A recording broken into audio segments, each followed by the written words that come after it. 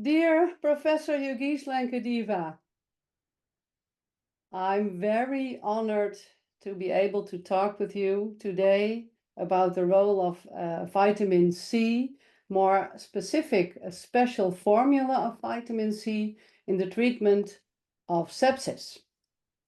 And allow me to introduce you. Professor Lankadeva is a National Health and Medical Research Council emerging leader and a National Heart Foundation Future Leader Research Fellow. He leads the Systems Neuroscience theme at the Florey Institute of Neuroscience and Mental Health.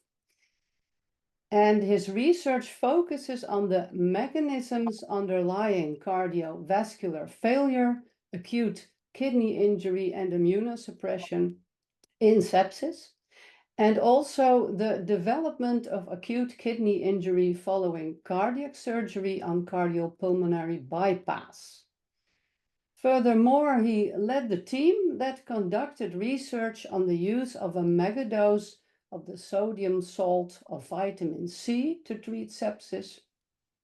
And the results of this research were published in Critical Care Medicine in February 2021, in October 2023 in Critical Care, BMC, and in August 2024 in the British Journal of Aneasthesia. And he is lead investigator in the MEGASCORES research program that aims to advance megadose sodium ascorbate to multicentre phase 1B and phase 2 clinical trials across every state and territory of Australia over the next few years, the next 4 years. So that's quite an introduction. And I'd like to ask you first, Professor Lankadeva, how did you become interested in sepsis to start with? Look, I'd like to begin by thanking you, Edlight, for this really kind introduction. And thank you for that, introductory bio. I didn't expect you to read the whole thing, but that was very kind of you. And it's an absolute privilege to talk with you at this interview. Look, that's a great question, and I want to first of all thank you for having me on your show. And I think the work you're doing is great to promote the awareness of sepsis and the importance of developing new therapies.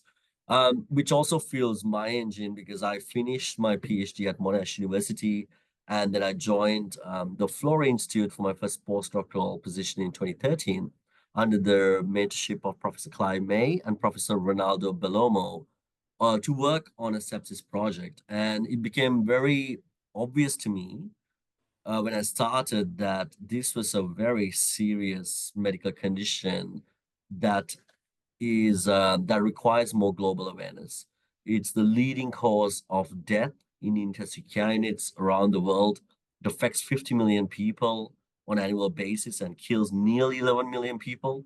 And I think coming from a developing nation like Sri Lanka, I know this is a severe underestimation because I think in low to middle income countries, there is a severe underrepresentation of what the actual numbers and the deaths of sepsis are. So there's a lot of work that needs to be done. And also, I think most people have given up on trying to develop new therapies for sepsis in some sense because it's a very complicated clinical environment to move a new therapy to. I got a lot of advice from my external mentors saying if you want to have any future in medical research, pick another field because intensive care units is where people and new drugs go to die. It's very dangerous because any side effect could be death. But I think that's also an area that requires the most amount of help. And I think these high mortality rates with the current advances in medicine is unacceptable. And not only do people die, but the people who survive have persisting problems with cognition, kidney function, or multiple amputations. So it's not just surviving sepsis, it's a long-term impact of sepsis. And I think all of this really presents to, we need more campaigns, more proactive consumers like you advocating for sepsis. The researchers need to do this, the clinicians need to do this, and there has to be consolidated efforts across the world to really try to find a solution to this devastating medical condition. And then you also got, personal reason. My grandmother succumbed to sepsis. And in Sri Lanka, she was waiting for an intensive care unit bed due to the lack of resources, didn't have a ventilator, and she died in the ward. Again, it's a personal motivator, as well as there's such an urgent need to come up with a better solution for this devastating medical condition. Yeah. It's about the long-term effects as well, like you said. Yeah, I totally agree. And now something else, because you were talking about more sepsis awareness, but how did you become interested in vitamin C? It's a really good question. So, as I mentioned, I've been working on a solution or a therapy for sepsis for over 10 years now, and we have a very clinically relevant large mammalian model that's developed at the Florey that enables us to not just look at one target organ, but multiple vital organs. And I think for sepsis, that is very important because it's not just a disease, it's a pathophysiological syndrome that's characterized by a severity of multi-organ dysfunction. There's disturbances in the brain, the lungs, the cardiovascular system, the kidneys. So this model really enabled us to look at vital organs in a very detailed and mechanistic way, in a manner in which we can't do in critically ill humans. And when I started early in my postdoctoral career to start looking at therapies with a single mode of action, it became very obvious to me that it wasn't going to work for sepsis, because we are looking at all the organs. I can see in this model, I can make something better in the kidney, but something else will go wrong in the brain. I can make something better in the brain, but something else goes wrong in the kidney. And it also became evident that the mechanisms driving the dysfunction in different vital organs are different. So there was a lot of trial and error with various therapies with a single mode of action. That's when I started becoming very interested in the active pharmaceutical ingredient of vitamin C, which is ascorbate. Because one, there was it has multimodal actions that could have benefits for sepsis. It's a antioxidant, it's an anti-inflammatory, it's got anticoagulant actions. It promotes the endogenous production of what we call vasopressors like noradrenaline and vasopressin that can help with blood pressure control. It is an innate immune stimulant. It should help with the immune compromised patients. It also improves the microcirculation by improving this chemical called nitric oxide. So, and then there is also a strong rationale for ascorbate supplementation, because patients with sepsis has been documented to have plus blood levels of ascorbate dropped almost to the level of what you find in scurvy. So it made sense, theoretical sense, to actually trial ascorbate in the context of sepsis. Thank you. And how did the idea of treatment with megadose, of using the sodium salt of vitamin C, how did that come up? Yeah, it's a good question. So every clinical trial to date, to the best of my knowledge, has used vitamin C in the form of ascorbic acid. I believe that could probably be harmful in this setting, because sepsis is characterized by metabolic dysfunction, and you characterize this clinically by measuring lactate. There's hyperlactatemia. There's a buildup of lactate, which means you have compromised metabolic function, and that induces acidemia. So patients who are critically ill, who has incipient metabolic acidosis and dysfunction, have compromised blood buffering capacity.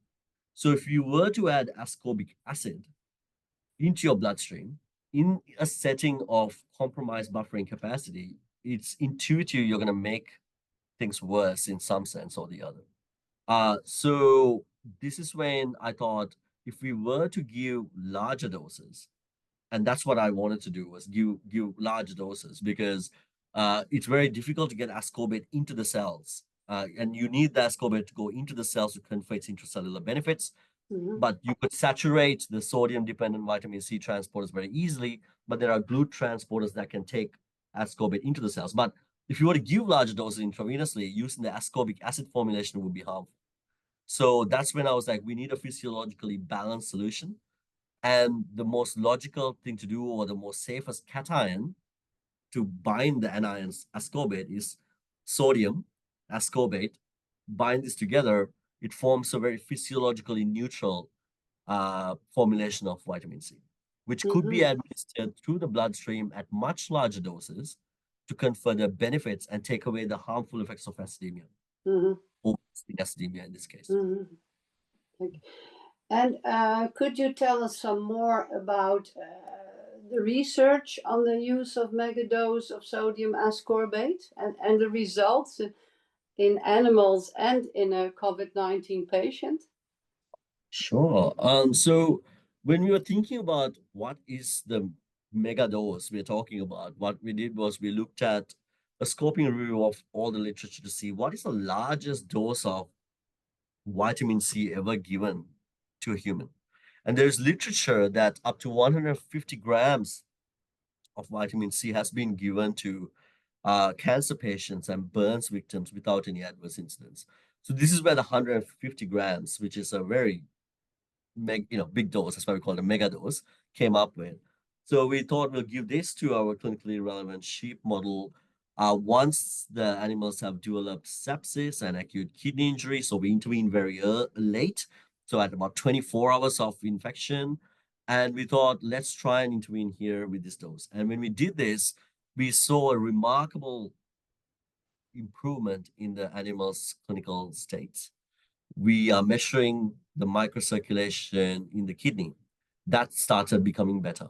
So the reduced blood supply and oxygen levels went away. Kidney function recovered. Lung function recovered. The animals were dependent on blood pressure maintaining drugs called vasopressors. We completely weaned them off vasopressors, and they can maintain blood pressure. And there was an improvement in the animal's behavioral state. It was the most remarkable finding in the lab that I've ever seen in 10 years of research. It became very obvious to us that something very special was happening here. So once that was finished, and the other risk factor with giving very large doses of vitamin C, at least in the form of ascorbic acid, was, well, the kidneys are very bad at handling hydrogen ions. That's in acidic formulation. So there has been documentation that there are these oxalate crystals that can develop in the kidneys. So we did histopathology to look at the kidney tissue to show that even giving 150 dose, there is no evidence of that with this formulation. So shortly following these mechanistic investigations, we were presented with a critically ill COVID-19 patient who developed sepsis at our intensive care unit at Austin Health. And Professor Ronaldo Bolomo was on duty that day, and he was very aware of the remarkable benefits we were seeing with megadose sodium ascorbate in the laboratory. So he treated this patient who became unresponsive to clinical treatments on intensive care day 3 with this megadose of ascorbate. And the benefits we saw in animals were very closely replicated in this patient, where there was immediate withdrawal of vasopressors. The patient's blood pressure started getting better. The patient was on high supplemental oxygen requirements on machine ventilator. Requirement for supplemental oxygen started going down. Blood oxygen levels started going up, which is an improvement in lung function. The patient was not producing much urine because he had, acute kidney injury. So plasma creatinine levels started coming down. Went from producing under 10 mils per hour of urine to over 400 mils per hour of urine. And the patient was discharged from hospital 22 days after treatment without any adverse incidents. So seeing such a rapid and promising translation of discovery science to making a meaningful impact on a patient life was really gratifying, and it was very exciting. And with that, it also gave us enough ammunition now with the mechanistic data and this compassionate use case to then go to our human research ethics committee at Austin Health in Melbourne here, to then conduct a double-blind, randomized, placebo-controlled trial in 30 patients with septic shock. So it was very exciting. Very exciting indeed. And you also published results more recently of this pilot single dose physiological effect, double blind, like you just told us, controlled trial, randomized. And these results were remarkable with strong signals of really a reversal of organ failure. Can you tell us some more about that trial? Yeah. So I'd like to emphasize the trial was not powered towards efficacy. This was a safety and feasibility trial. The main thing we wanted to look at was giving a mega dose, was it safe? And of course, we believe it was, it was feasible to give a mega dose. We gave 60 grams as part of this trial, which is less than what we gave the animals, but still 4 to 6-fold higher than ever given in sepsis clinical trials, as you know.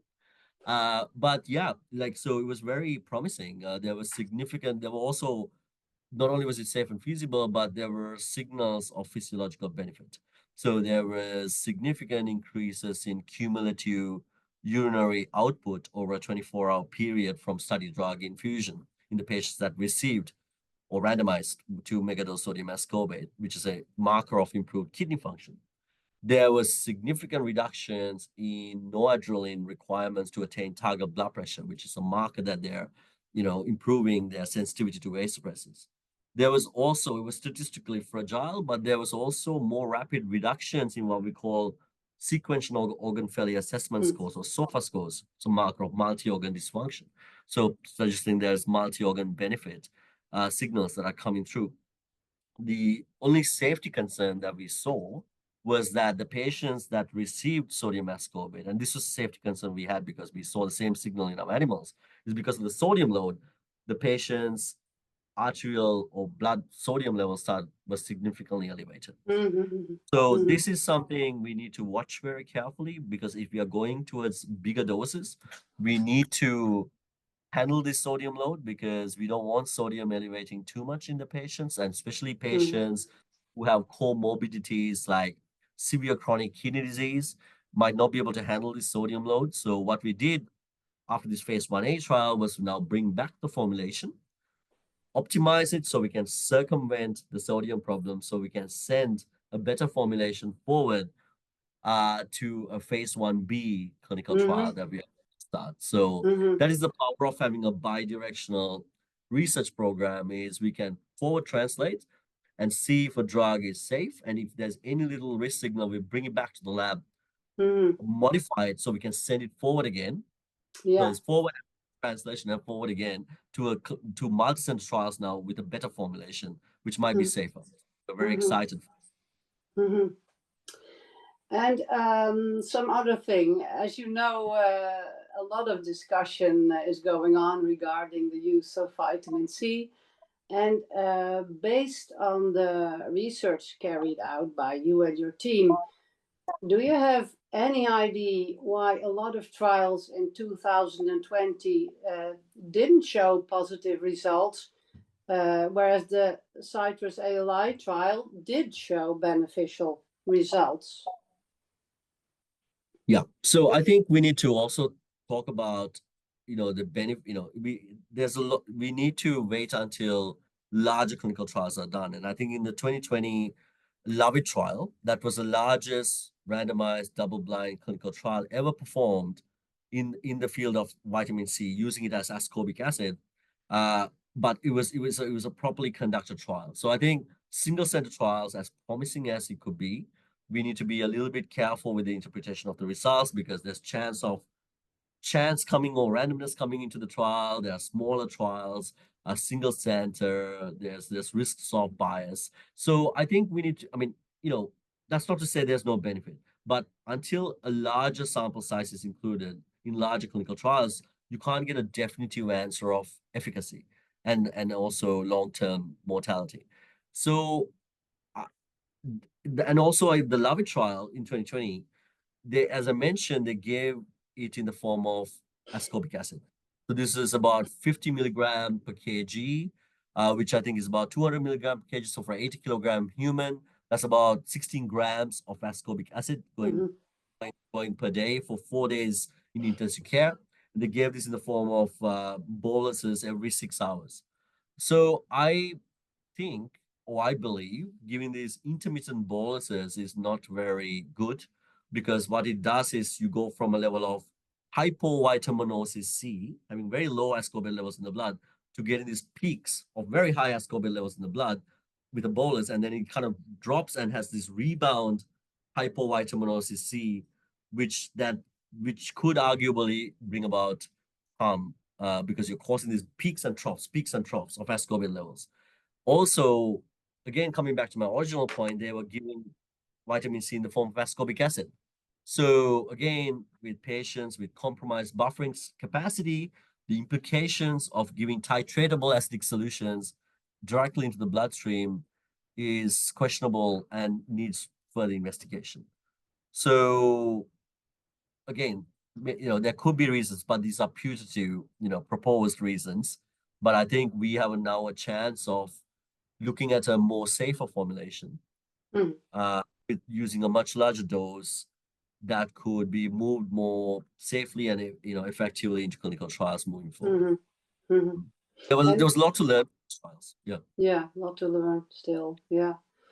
And Mhm. it was terminated after 4 days abruptly. Could that have influenced the effect? There is again proposals that that could be a reason, and as I mentioned, that abrupt, just giving a bolus every 6 hours could cause that rebound Mm, hypovitaminosis. That's not good. So that could potentially be a reason. Whereas a slow weaning of ascorbate is preferred, and that's what we are doing. We're not, we're giving a bolus to kind of bring up the plasma dose, and we're using a continuous infusion to maintain that dose, and we're weaning them off. So we're mm, not giving those boluses. But again, for practicality reasons, having a catheter or a central line is very hot real estate in intensive care units, because there are multiple drugs going in. So from a feasibility aspect, it's very difficult to convince healthcare workers and nurses to cannibalize a line for a long period of time. mm, We had the same issue with when we first started. That's why in the first trial, it's given over 6 hours. But now, because it's become very promising, we've got buy-in from nurses to say, hey, we're happy for you guys to use add another peripheral line so we can actually give this infusion over longer periods of time. mm. Rather than, yeah, why not give it for longer? Yeah, Yeah. So, yeah, yeah. great, great. Mhm. And are you conducting further research right now to gain more insight? You told us something about it already, but could you tell us something more? When are you expecting results, for instance? Yeah, absolutely. So I think you mentioned the 2024 article that we published in the British Journal of Anesthesia this year. At that paper, we were particularly looking at the brain, because septic encephalopathy is a very common now, frequent unresolved clinical complication. And in that paper, we showed that that's mediated by a reduction in blood supply to the frontal cortex of the brain, which is here, which is involved in executive functioning and cognition. So it's not, it's conceivable that a reduction in blood supply and oxygen delivery to such a highly metabolically active region of the brain would cause these disturbances. And that region of the brain became very hot. Like there was quite a hyperthermic response. And ascorbate going in at this dose caused a rapid reversal in the ischemia, or improved blood supply, oxygen delivery, and cooled the brain, which is remarkable. And when this happened to the brain, that was associated or directly linked with a very strong behavioral change in the animals. They went from lying down, unresponsive, not eating and drinking. By the end, they're just standing up, eating and drinking at 32 hours of sepsis, which is a remarkable thing to see, which we've never seen. Even Professor Clive May, who's been working on this for 20 years, has never seen that response. So again, really promising signals coming out. And another thing we wanted to uh, know is it the sodium load that's associated with some of the signals we're seeing? Because if you're infusing a lot of sodium, we can saturate the transporters in the kidney and then excrete urine. Sepsis is also involved with vascular leakage because of the inflammation. So if you infuse a lot of sodium, are we dragging fluid from the extravascular component into the intravascular component? So in the study, what we did was we gave a equivalent sodium load to the animals to see whether it's a sodium. And no, the animals that got the sodium remained sick, and in some cases became worse. So now we know it's exactly ascorbate that's actually causing the benefits. And a lot of work is now going on in the lab to understand the cellular mechanisms of action of these drugs, not so much for sepsis anymore, but now to understand what other critical illnesses can we cure with this cure or use this drug for. So that's the research that's going on. So we're doing mouse, rat, sheep, like across species validation. And also we got clinical trials going on. As I mentioned, the phase 1b multicentre clinical trial is about to start. That's got 4 hospital sites, and then we'll go into a much bigger 300 patient phase 2 trial across Australia. So it's a really nice program. It's called MEGASCORES. We were very fortunate to receive $5 million from the Australian federal government Medical Research Future Fund that brings together a remarkable group of scientists and clinicians and key opinion leaders and consumers with direct lived experience all together into one program with the shared goal of transforming the management of sepsis, not just in Australia, but across the world. Yeah, that's great. And so I understand other critical illnesses could benefit from this research as well in future. We believe so. Yeah, great. And what do you hope to achieve by your research? Well, you already said something about it, but yeah, I mean, this is, as I mentioned, is the biggest killer in intensive care units. 11 million people die, as I mentioned, or, on an annual basis. And it's not just the short-term deaths, it's the long-term impact of sepsis or surviving sepsis. Patients have persisting cognitive dysfunction. They transition from surviving acute kidney injury to transitioning into chronic kidney disease, which substantially diminishes their quality of life. Some patients have quadruple amputations. There is not just a short-term effect, there's a long-term socioeconomic burden that's been, caused by this disease.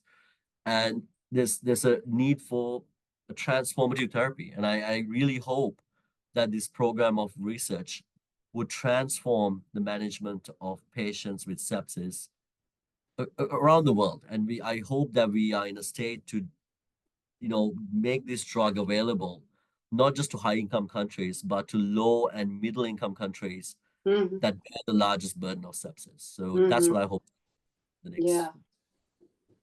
Let's hope so. That's very promising. And do you believe that ascorbate will change the treatment of sepsis also in the early phase? Could this lead to the administration of ascorbate in the early phase in the emergency department as part of the sepsis bundle, perhaps? We hope so. I think sepsis is complicated, especially with community-acquired infections. We don't really know what time zero is, so we don't know when a patient has received, how long have they had this infection for. But we really do want to go into emergency departments. But I think it is really important for us to make sure that this drug is safe first and can be inserted, infused through a peripheral cannula, because directly, intravenously. Because right now, as I mentioned, we in the clinical trial that we have done, there's still a risk signal of us elevating arterial sodium levels. So we need to make sure we have circumvented this problem. So it can be safely administered in emergency departments where you don't have to do frequent blood gases on patients. And I think it also becomes very important when you're moving to low income or to middle income countries where patients, there's very little ICU beds per capita. So some patients are treated outside of care units due to the lack of resources. So it will be really great. It will be a major advance if we can circumvent the sodium problem, so we can actually start delivering this drug in emergency departments. But currently, our clinical trial protocol stipulates that we are, administering patients to the trial within 24 hours of a formal diagnosis of sepsis after the first line intervention, one of the first line interventions, fluid resuscitation. And if they have to be dependent on weight suppressors, that's when we start infusing. But I really hope in the future we can move it to earlier phases, because Earlier that would phase, be transformative. Yeah. Yeah, that would be great. Yeah, Mm. to help prevent organ failure. Hopefully. Yeah. Hopefully. Well, I mean, it's a bit hard, isn't it? Because like I said, you're not going to get a diagnosis of sepsis unless there's an increase in SOFA scores. So organ dysfunction, in some sense, in sepsis is already on its way, which is what makes management of sepsis very complicated. And I think that's why I think even preclinical studies should focus on later stages of sepsis when multi-organ dysfunction is well and truly underway, like in the clinical situation, because it's very it's easy to solve sepsis at early stages. In the preclinical settings, hasn't translated to the clinical setting because of this reason. I think we have to wait till multi-organ dysfunction is underway, because that's when you get a formal diagnosis of sepsis. So unless we do need to target those advanced stages. Yeah, I understand. Yeah, and could ascorbate or vitamin C contribute to recovery after the acute phase? I know that a lot of sepsis patients suffer from problems with concentration and poor memory and that kind of sequelae. Could you say something about that? I think the preclinical evidence suggests that it could, and we are investigating this more mechanistically as we speak, because we can take tissue from the brain, the kidneys, to look at what lasting impact has sepsis caused. And I think there are disturbances within these organs that could contribute to long-term transition, as I mentioned, like sepsis-induced delirium transition to dementia, or depression and anxiety, acute kidney injury transition to chronic kidney disease. But I think also we're going to realize that the primary focus of clinicians at this point is to keep the patient alive, in the hope that the underlying organs recover after the infection is resolved. And some of the drugs that they use to keep the patient alive also can cause harm to these organs. But that's of a priority, because we got to keep the patient alive to deal with the later problems. But the sooner we can get them out of intensive care units, the lesser impact these therapies could have on these organs. Like, we know patients being sedated for a long period of time, that could dictate how much damage it could do to the brain. But imagine getting them discharged from intensive care units much earlier. So if there's a therapy that could resolve the underlying infection and improve multi-organ dysfunction, they'll come out of care units and those drugs and treatments faster. So it's conceivable that would translate to better long-term health outcomes. Yeah. But again, we need to investigate that, and that is going to be a primary focus of our investigations going forward. Yeah, that's why it's so important that patients get more involved in advocacy for these kind of therapies, because it's about quality of life for them, and not just about surviving, but surviving in a good way, So that's. I couldn't agree more. It's like, surviving sepsis is the first step, but we need to think about, as we are, we're living in an aging population, and with advances in medical treatments, it's not just about saving a patient's life. It's about quality of life. If there's something wrong with the brain, it robs you of your personality and who you are as a person. So, if something goes wrong with the kidneys, toxins build up. I've had a family member die from chronic kidney disease, and it was it was very devastating to see the impact of these vital organs failing, and what that does to you, and to the family around you. It's not just the patient; it's about the people around them as well. Yes. So I could not agree with you more. It's not just about saving the patients, but it's about the quality of life afterwards. We need to think about both these aspects and also improving care and support for these patients after they leave intensive care units into the community. Now, how they can, how they can manage their lives afterwards. Yes, absolutely. And what would you like to say about vitamin C and ascorbate to future patients and relatives? What I can say is from everything that we have seen with rigorous preclinical investigations, trying to, like, no animal model is going to be perfect in terms of trying to replicate the clinical scenario. Patient populations are extremely heterogeneous, but we are doing our best. We are co-designing our animal models with practicing clinicians to get it as close as possible to the human situation, and we make our study designs in a way that we minimize deviation from clinical practice. That has made our models more robust. The information we are getting about the mechanisms are very promising. It's not just promising towards one organ, it's promising towards multi-organ benefits. And I think now we got mechanism-guided clinical trials, which I think is the right way to go. And we did a phase 1A clinical trial. It would have been very easy for us to go straight to a phase 1B immediately.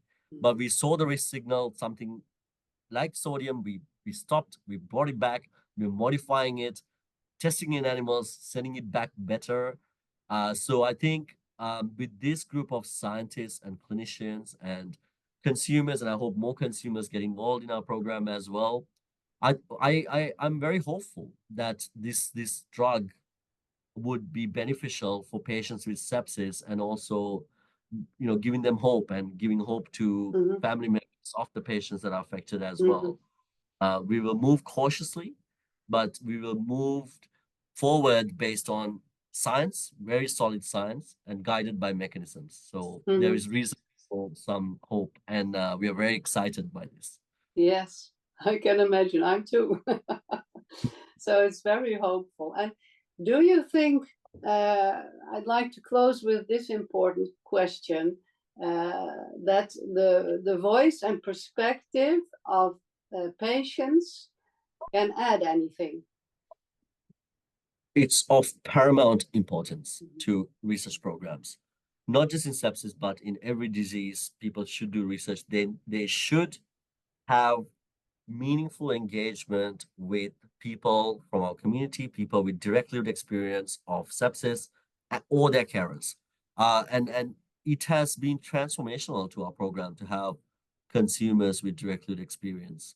We have a sepsis survivor for Mr. Brett Purcell, and another advocate for culturally and linguistically diverse background patients, so we can provide equitable access to patients from non-English speaking backgrounds. And now we have proactive advocates who have survived sepsis but with quadruple amputations, now feeling safe and brave to join the program.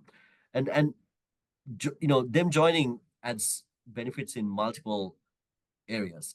One, it ensures that our research is conducted in alignment with the preferences and needs of our community. We need to think about that. Our research is funded by taxpayer dollars. We need to get the community involved in our research.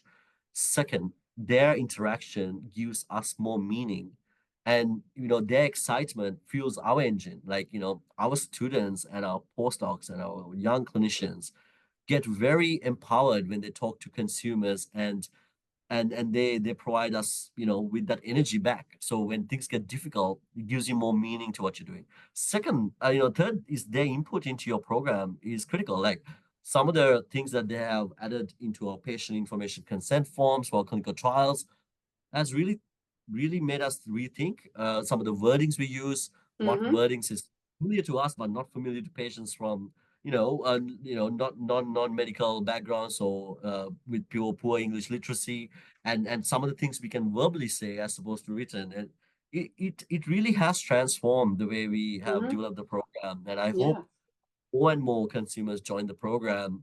It's invaluable, and it gives so much power. It empowers both the researchers, clinicians, and also the consumers as well. I think it's such a synergistic and mutually beneficial relationship. It's actually Right. amazing. I think more people should do this. Yeah. And it's inspiring.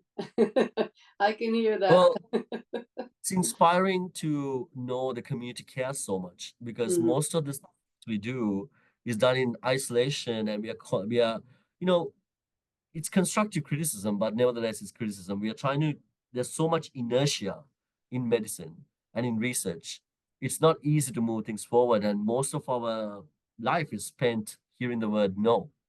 And the consumers telling us what you are doing is so important, and this could be transformational. That reminds us why we are trying so hard. Mhm. So, it's an absolute privilege to have, talk to consumers like you and others who care so much. And I hope you can advocate for more people from the community to be as passionate and as dedicated as you are to advocate for such a serious medical condition, and to be advocating for researchers trying to make a difference and enact positive change. Yeah, yeah, because you really make a difference already, and I think the involvement of patients is so important indeed, because they focus on the quality of life as well, like we discussed, and that's a very important angle in research as well. I could not agree more. Mhm, Yes. mhm. Thank you so much for all your efforts and your time. And well, I can only say a great thanks to you. And it was very informative and very exciting too. So thank you very much, Professor It's Lankadeva. my It's my absolute pleasure, Idlet, and thank you so much for having me on your show. And I look forward to keeping you informed about how our sepsis program is progressing. Thank you for having me on your interview. Thank you.